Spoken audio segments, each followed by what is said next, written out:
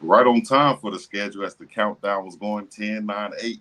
And we're back with another one, Buff 'em Updates with Adam and Chico right here. We're talking Colorado Buffs and Coach Prime News.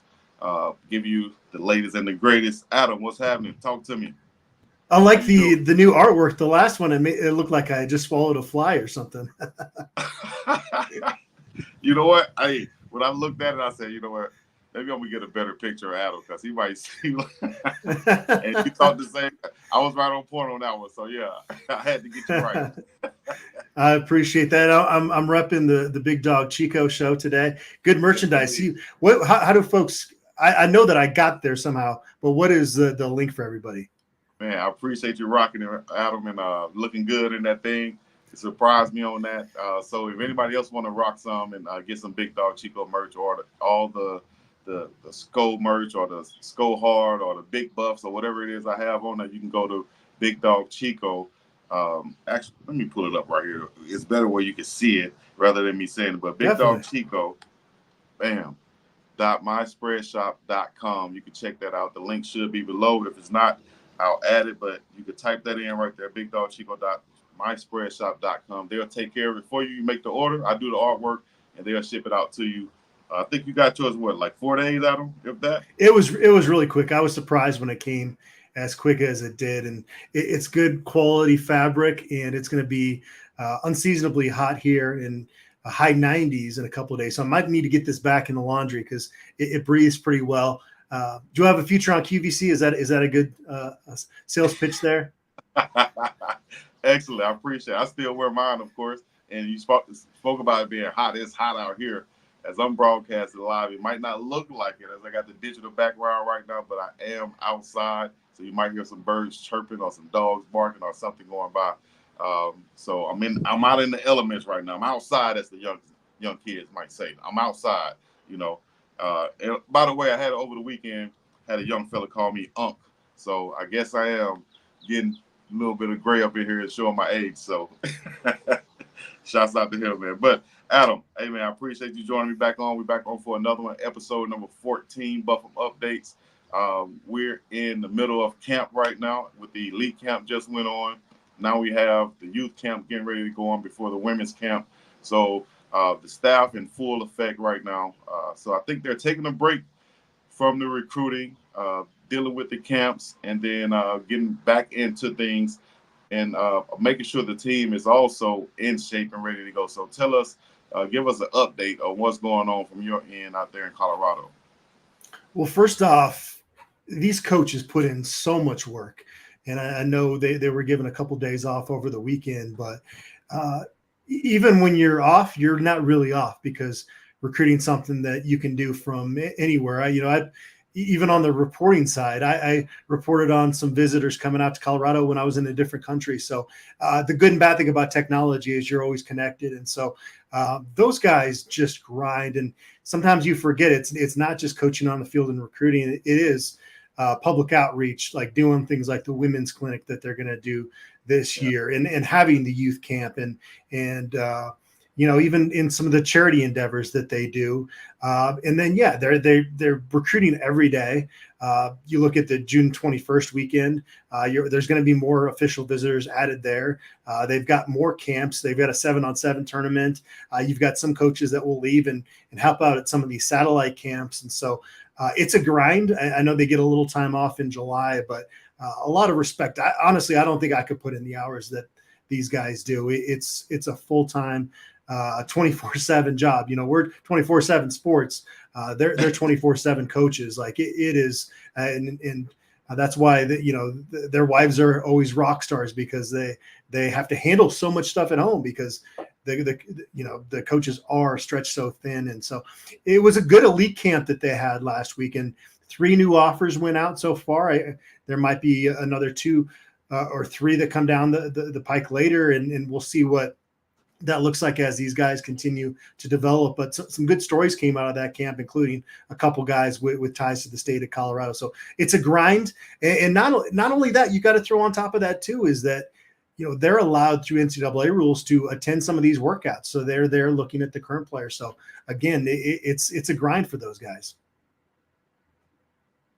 I definitely say so. Also, and Coach Mo and the strength staff putting in that work with the guys. But to go back on that elite camp right quick, some of the guys that you highlighted and talked about, you can find on buffstampede.com if you guys don't know yet.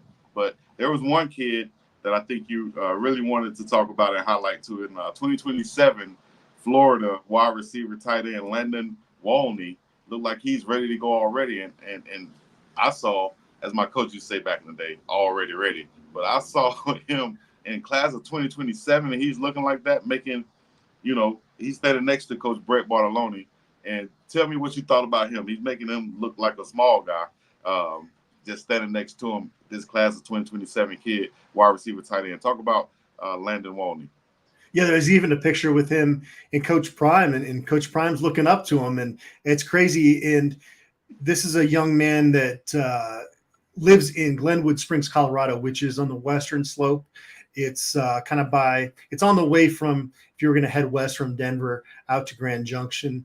And so it's not right in the backyard of Colorado, but it's an in-state place. And so he grew up with some sort of attachment to Colorado, and that's why he wanted to attend the elite camp. And 6'4", 205 now, going into a sophomore year of high school. That's why he was working with the tight ends. And he comes in, he's working with the 2027s. It didn't take long for them to realize that he needed to be up with the other guys, and got one-on-one coaching from Coach Prime and obviously Brett Bartolone, and earned that scholarship offer. And he's going to be back in Boulder a number of times in the future. He's already talked with Bartolone about that. So Landon Walney is somebody to keep an eye on going forward. It's a little ways out, obviously, but you've seen this process get so accelerated. Every once in a while, a younger prospect will make that decision, but he's definitely someone to keep an eye on. And there were a couple other offers. One, it's really interesting. Zane DeSouza from Loveland High School. He's a 2025 recruit. So he's in this class that they're going hard in on right now. And actually know somebody in my personal life that coached him at Loveland High last year. Never heard from him. So I was like, hey, man, why didn't I get the heads up on this? But, it was a situation where he's really come into his own. And he's listed as an athlete.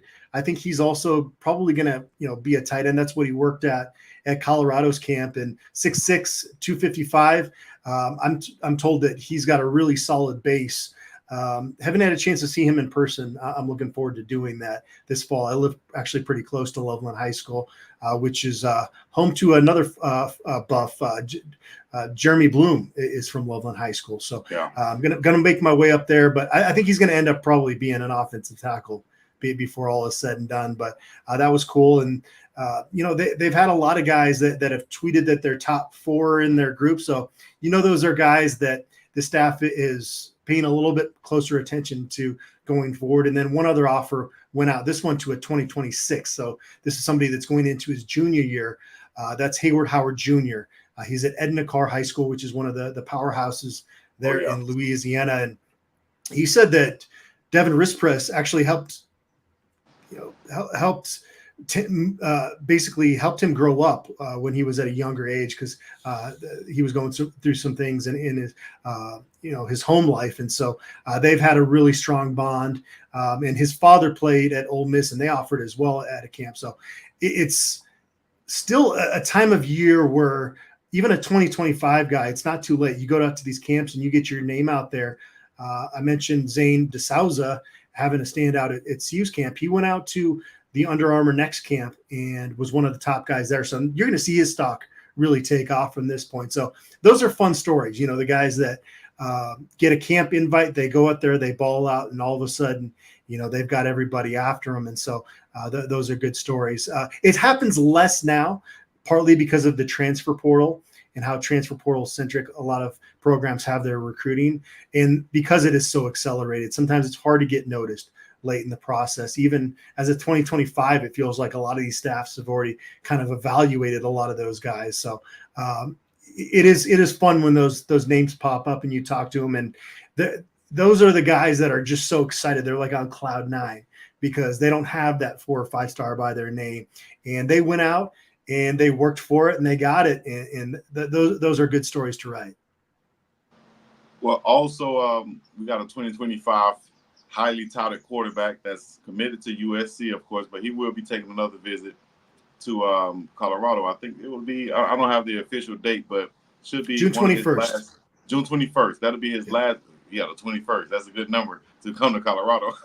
That'll Yeah. be his last visit officially. Uh, what type of impact could we make on Juju Lewis?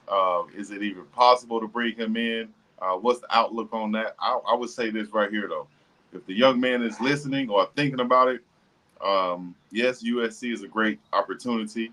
You know, you go there with Lincoln Riley, 3 Heisman trophies. Am I making a case for it right here? But you come to Colorado, you see what your do is in the NIL evaluations and stuff. You see what the exposure is. You see you have a NFL offensive coordinator in Pat Shermer. You're going to get all the exposure, all the opportunity to do the things that you can do at USC. Well, you might say, well, USC, they're in the Heisman race because they're going to win. I think Coach Prime is putting the right pieces together from the top to the bottom, from the staff to the players, to have an opportunity for them to win and be on the. They're going to be on the stage, but to be able to win, he's bringing in those players that can do that. And I think Juju Lewis can be the head of the class and the leader of the next generation or the next movement of Colorado Buffaloes football. Yeah, it's a situation. Do you want to go to a program that's kind of got that quarterback Heisman Trophy lineage, or do you want to go to Colorado and kind of pave your own path in that sense? And you could actually make an argument that he would have more eyeballs on him at Colorado than he would at USC because of, you know, and maybe that's even a foregone conclusion. I don't know. I hadn't really thought about that a whole lot, but obviously there's a great opportunity at Colorado for him. And I know that he's visited Colorado twice, and that second visit, you do some digging with people you talk to, and Colorado was sitting in a very good position there. Now recruiting super fluid. He's coming off a visit to USC this past weekend, and sometimes there is that kind of post-visit high that you have, that just the excitement, because that's what you experienced. You know, the last place you had a great vacation to, you probably think know about that a little bit more, and so maybe that works out well for Colorado being that last official visit at the end of June. He's still Auburn's still in the mix there. He is going to be taking a visit there this coming weekend. He already took a visit to Indiana as well. So even though he's been verbally committed to USC since late August, he's continued to keep in contact with those schools. And no matter what he even says in the next couple months, none of that is binding until that early signing period in December. So that's something to keep an eye on. And, you know, Alex Graham, a Colorado commit in the 2025 class, took a visit out to USC this past weekend. There's rumblings that he's going to flip to them in linebacker Mantrez Walker is a commit for Colorado. He said when he committed, he was going to keep taking visits. He was out at Stanford this past weekend. And so I think your initial reaction is to overreact and to be frustrated by that. But Colorado's also hosting guys that are verbally committed to other schools as well. And so if they do what they need to do on the field this fall, in terms of whether that's 6, 7, 8+ wins, they're going to be an attractive destination for high school recruits, for transfers. It's going to work itself out. So I wouldn't necessarily lose sleep one way or the other with one recruit here or there, especially from the prep ranks at this point. And really that's all it is, because we're not in a transfer window right now. So it's tough to preach patience in 2024. People want it and they want it now, but until December, it was this December 20th, I think, this past year, it's always in that range for the early signing period. None of this stuff is binding. So if they get Juju Lewis, I think he is, the future of this offense, and you build around him. And he's a guy that is going to be able to attract other highly regarded 2025 recruits to join him. That's kind of how it works. The quarterback jumps on board, and he No, I was going to say, like you said, people are still recruiting. Former defensive coordinator Charles Kelly, I just put this on my Facebook website, that he's still recruiting an Alabama commit from my hometown, Derek Smith. He's been recruited, or he's been committed to Alabama for a while, but he just took a visit to Auburn this past weekend, where he was there with another Selma native, Jeremiah Wright, who's starting offensive lineman for Auburn. But he was there hosting Derek Smith, who is a 4-star, 5-star safety that's committed to Alabama.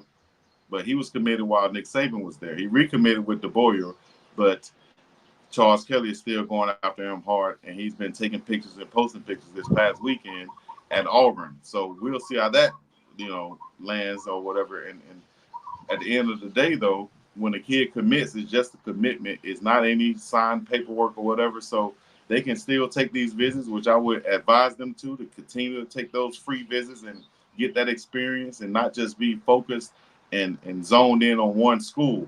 You might think it's the right fit, but then you go here and see, oh, damn, they have the same offerings, but this feels a little bit better. These coaches are, speaking my language. So, those things can lead to a flip, but we'll see at the end of the day. I hope it works out with Juju, where he flips to Colorado. If not, you've already posted on your website that we are recruiting 2026 highly sought after quarterback Jaden O'Neal. We've recruited the number 1 recruit from Hawaii, quarterback Jared Sagapolutele. He has been at Oregon I've been so scared to try to pronounce that last name. Oh. Can you do it again for me? Yeah, it's Jared Kiave Sagapolutele. Yeah, he's right. I think he's I know he's Samoan. I think he's Hawaiian Samoan from out here, Ever Beach, Hawaii. But strong. And Pat Shermer flew all the way out to Hawaii not too long ago to see him throw, and he's going to be at the Elite 11 finals. So I think again it goes back to, if Colorado does what they need to do on the field this year, they're going to get a good quarterback, whether that's Juju Lewis. I mean, if you don't get Juju Lewis, the transfer portal is going to be there. Yes. And so again, you can't panic as much as you want to have that position solidified for the future. Exactly. So we got those guys there, and also we have guys who are already on campus, newcomers, whether it's offensive linemen, wide receiver, DBs, defensive linemen that's been showing up on the well-off videos in the one-on-ones. We've seen some guys shine. I made videos myself. Shouts out to BJ Green, who looked great in the pass rush. And you saw him in his introductory just be all about business, So, and that's what it looked like is working out on the football field. And also I saw him line up over the center as opposed to being on the outside. And I made the statement saying that if he is able to line up over the center, I think I might have said this 3 or 4 shows ago that we did, but if he's able to line up inside over the center or the guard and pass rush there on the passing downs, that opens up opportunities for the many pass rushers, the plethora of pass rushers that we have on this team. Hayes, Wade, Okunlola, Wiggins, Arden Walker, Tajay McCoy, all of these guys who can really put pressure on the quarterback from the outside. If BJ Green can be versatile and line up on the inside and put that pressure on the quarterback, that'll put us in a situation where we'll have like a NASCAR type defensive line in pass down situations. A lot better than what we had last year, I think, overall unit. Talk about what you think BJ Green and the defensive line can bring to us, specifically in pass rushing situations. Yeah, I mean, with his frame, because of that leverage, you love him in that spot. I want to get your thoughts on this too. It seems like there's been a real premium in terms of the transfers they bring in. When you look at the defensive linemen and outside linebackers, the edge guys, there seems to be like a premium put on like versatility with these guys. And they're not showing us every snap, but it seems like you'll see Samuel Okunlola with his hand in the ground, and then you'll see him off the edge. Like, it seems like they they really like having these versatile pieces, which gives you, the opportunity to run a lot of different fronts out there. So that's one thing that stood out to me about these guys that they've brought in. But you just started listing off all these guys that are already proven pass rushers. And then you mentioned a guy like Tajay McCoy, who seems to have a bright future. And I'm not worried about them getting after the pass rusher. I think there are some question marks with this defense, but I think that is going to be one of the better groups in the Big 12 at getting after the other quarterback.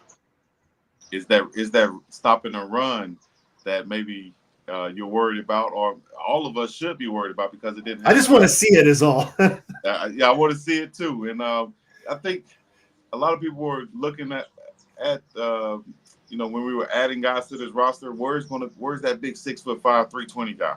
Where is he at? Well, I don't think we brought that guy in specifically in that frame, but we did bring in a lot of good pieces that can play as big as a 6'5", 320 guy. I like Ryan Buell and what he brings. Anquan Barnes, Tarion Carter, Chidozie Nwankwo. Who am I missing in that middle? And everybody else. Who is that? Did you say Amari McNeil, my main man. Yeah. Can't forget about him. Amari McNeil in that middle. So if those guys can play bigger, than what they are, because a lot of them go from 285 to 300, right around that 305 range. But if they can play bigger and stuff the run and know that if Tarion Carter's in the game, along with Nwankwo, that, hey, we're here to stop the run and to stuff these guys and keep the blockers from getting to the linebackers.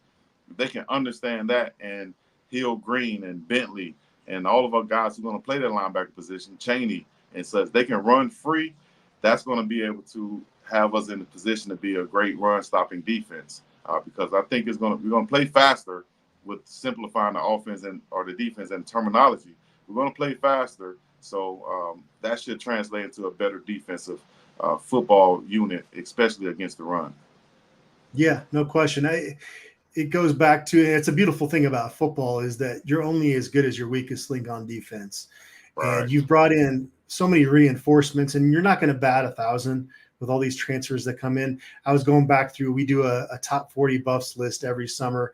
It just is content that gets people talking in June and July leading up to camp. And you go back through the list last year, and it's like, man, we overhyped some of these guys coming into the program. That's just going to be the case. Yeah.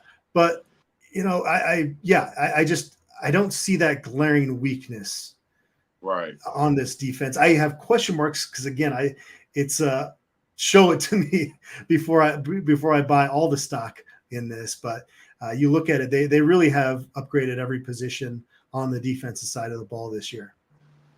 I think so also. I will, off the top of my head real quick, one of my favorite positions right now as far as competition-wise and upgrading, and it was pretty, tough to do to upgrade this position, but what we did, and that's the wide receiver position, because we had production there with Xavier Weaver, Jimmy Horn Jr., Javon Antonio had some injuries, but we really upgraded that spot with Will Shepherd coming in and what he's done in the past. Terrell Timmons, his potential, along with Cordell Russell, that potential there, knowing how great of an athlete they are, and other additions at the wide receiver spot. There's going to be some tough battles there as far as who's going to start. But how do you see that playing out real quick as we go back to there? Then we're going to get to the tight ends also, because I really wanted to talk about Sam Hart and Big Williams out there also. Well, receiver, the one guy I'm like, how do you keep him off the field, but how does he get on the field? And that's Omarion Miller, because of all the talent you have there. But how does he not play? He's gotten better since last year. And so I think you just got to rotate those guys more, right?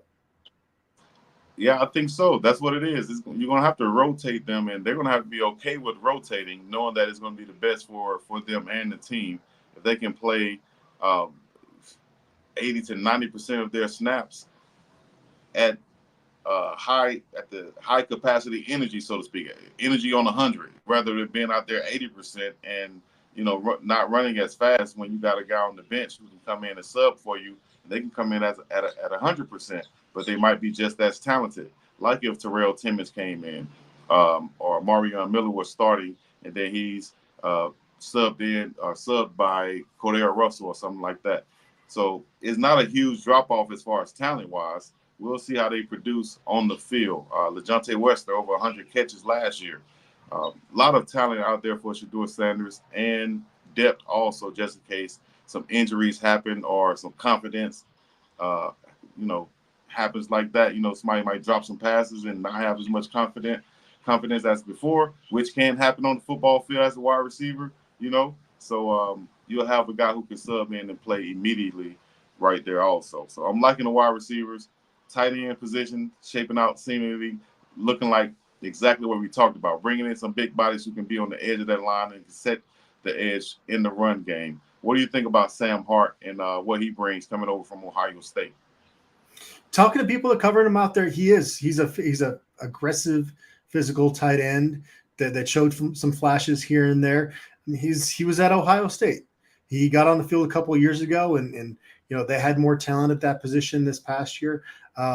He's not going to be asked to be on the field a super ton. It doesn't seem like this coming year, but when you need that tight end package, he is somebody that's going to be able to do his job. He's more kind of that blue collar type tight end. He comes back home.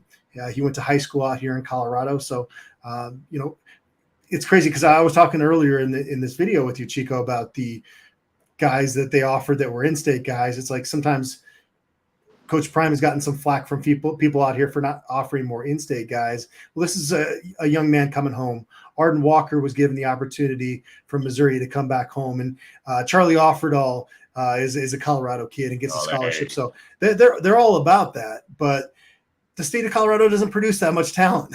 So you can criticize them all you want. I'm going to have his back and his staff's back every time because I cover high school football out here, and then I go out to to California or Texas, and it's like, okay, I get why Colorado can't recruit in-state all that much. It's just a different level out there. So, but it is cool when a Sam Hart can come home and now have that opportunity after being at Ohio State and playing sparingly, playing some on special teams, a little bit at tight end, but not a ton, to have a chance to be that number one option at tight end. But it's going to look obviously different than the way they utilized Mikey Harrison in that role last year.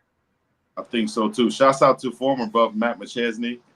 He has his business and he's running and has recruits. I can't find it exactly right here that I had it before, but I saw he posted saying that he has a couple of guys that's from in-state guys who have been offered now by Colorado. So if anything, they're producing some offensive linemen and defensive lineman talent there in Colorado. Shout out to Hank Zelinskas also. I think he'll be starting at the center position for the Buffs this year, although he'll be pushed heavily by Yakiri Walker from UConn.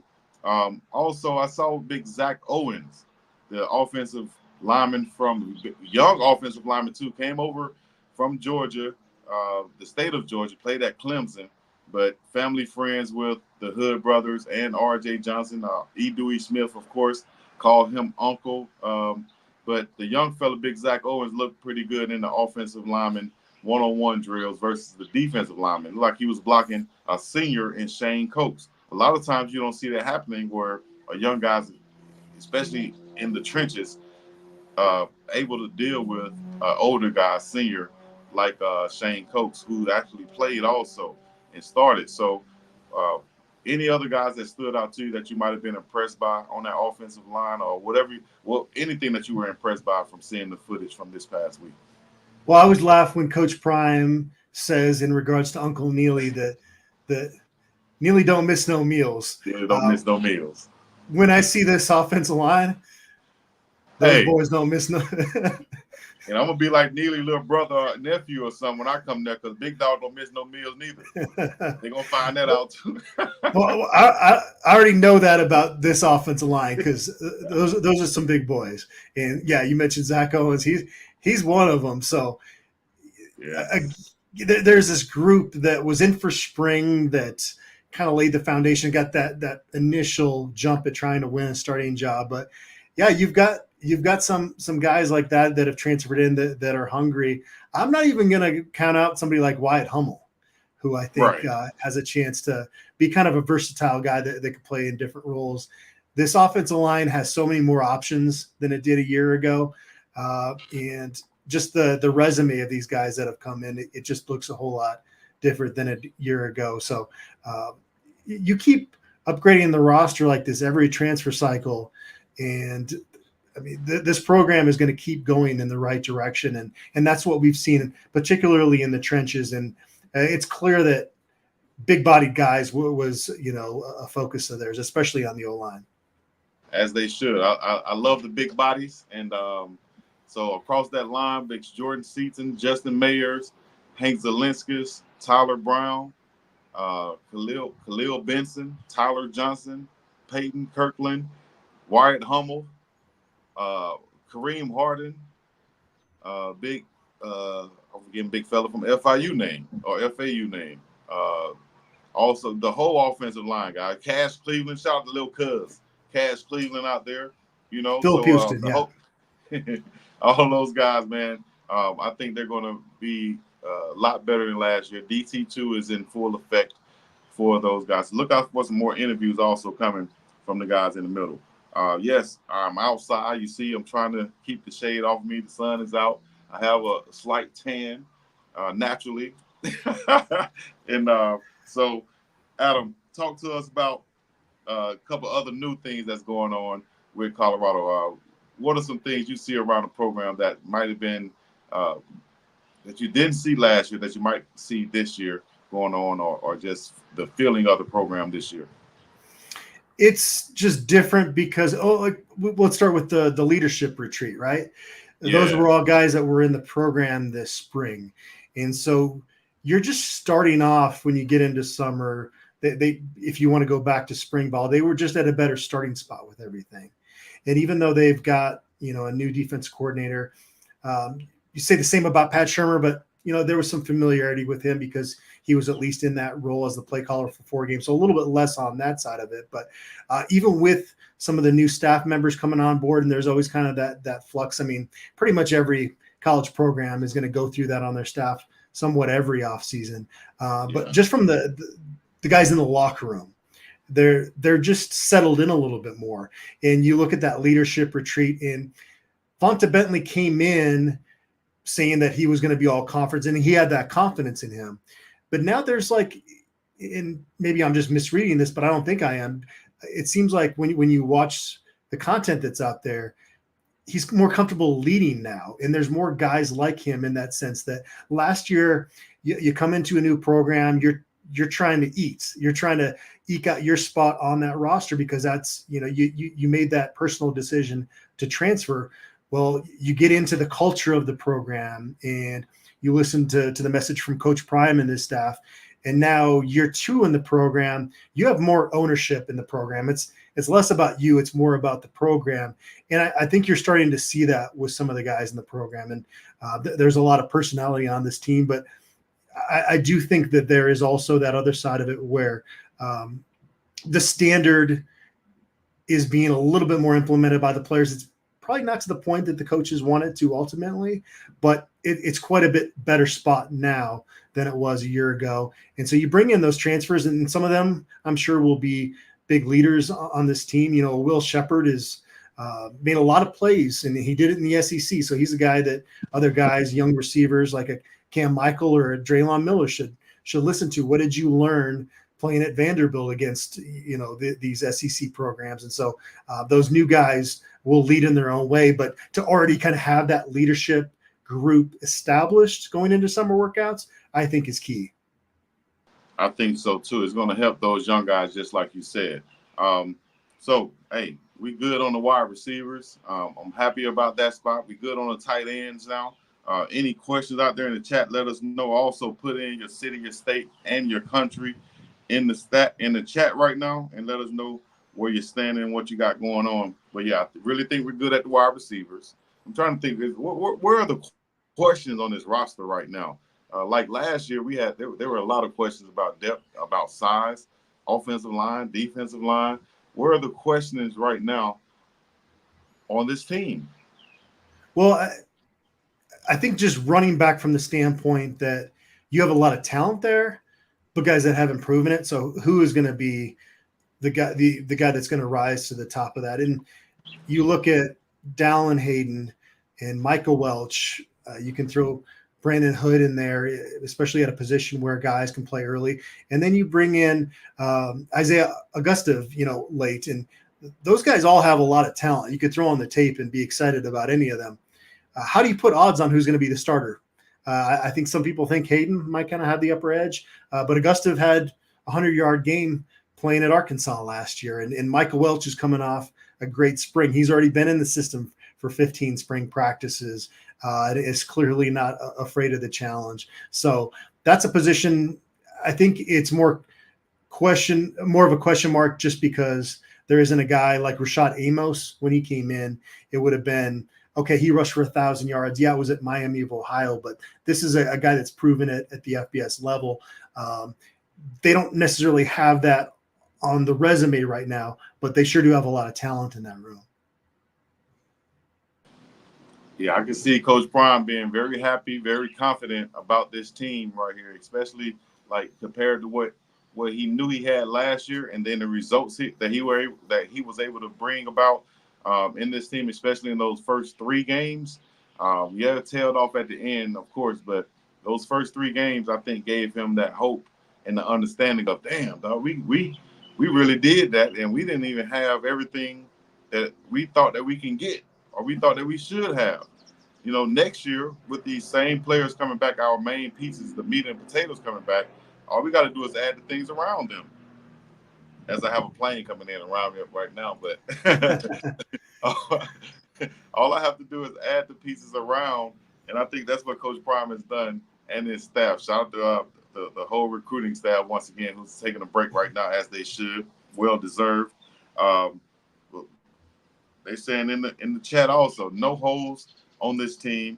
I don't see any glaring holes on this team right now. Even the kicker position have been improved. A lot of people were talking about Alejandro Mata being just a short range kicker, an accurate type kicker. Well, we went and got a power kicker, a kid that has been, I think he's been on tape kicking a 67-yarder.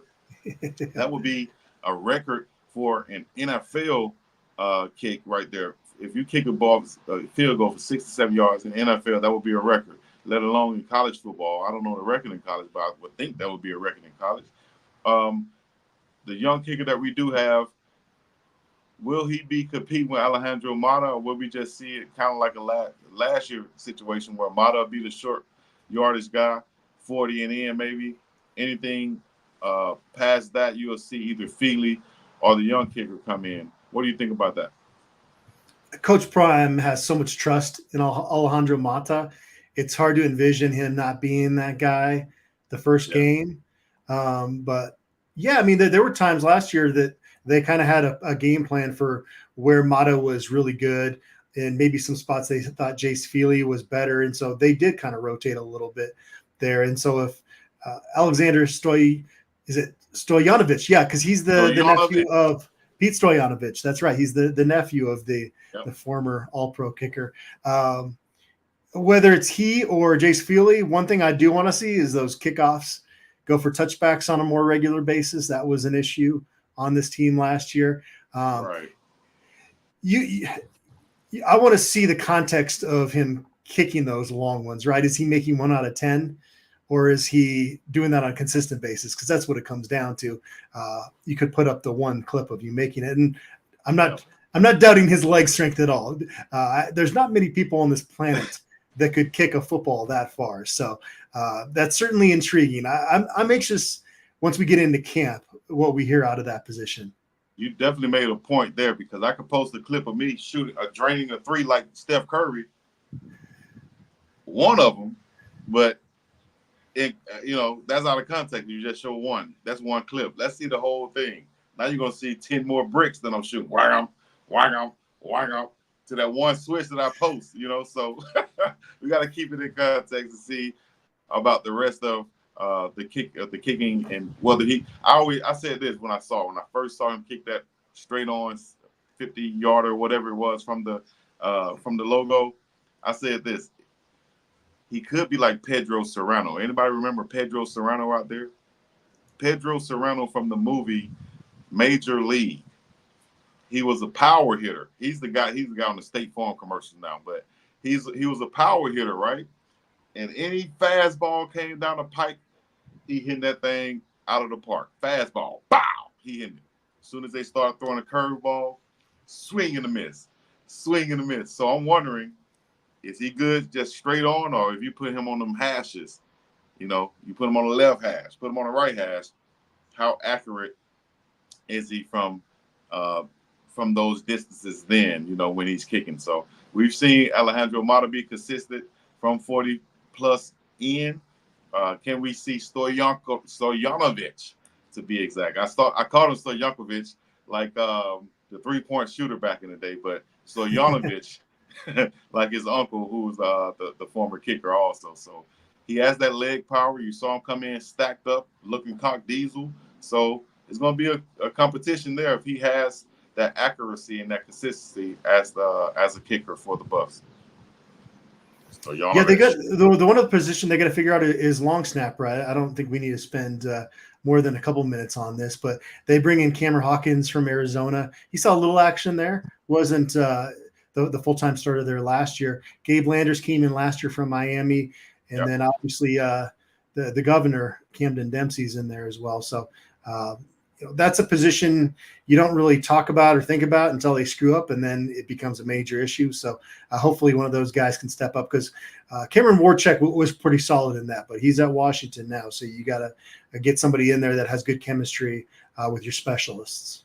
Exactly, because that's super important, and everybody can't long snap.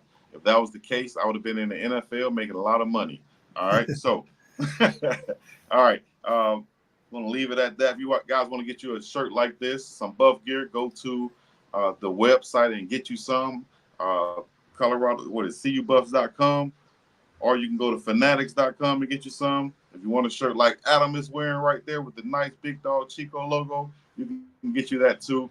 Go to my website and put it up right here. I'm too slow. I need to bring it up faster. Go to my website, bam, right there, and you can get you some also. If you want to check out more content, stay updated with the recruiting situation, anything got to do with Colorado football, basketball, sports, whatever, tell them where to go, Adam. BuffStampede.com. We're part of the 24/7 Sports Network. Cover recruiting, the team, both football and men's basketball, and so we got you covered. There it is. All right. Holla at me later on when you see me. Bigg Dogg Chico on Instagram, Facebook, Twitter, and all social media. Y'all know what to do. Hit the like, subscribe, comment, all the other good stuff. We're going to be up and about of this thing. This has been, once again, Buff 'em Updates. Buff 'em Updates, episode number 14 with Adam and Bigg Dogg Chico. We up and up out of here. Peace. Yeah.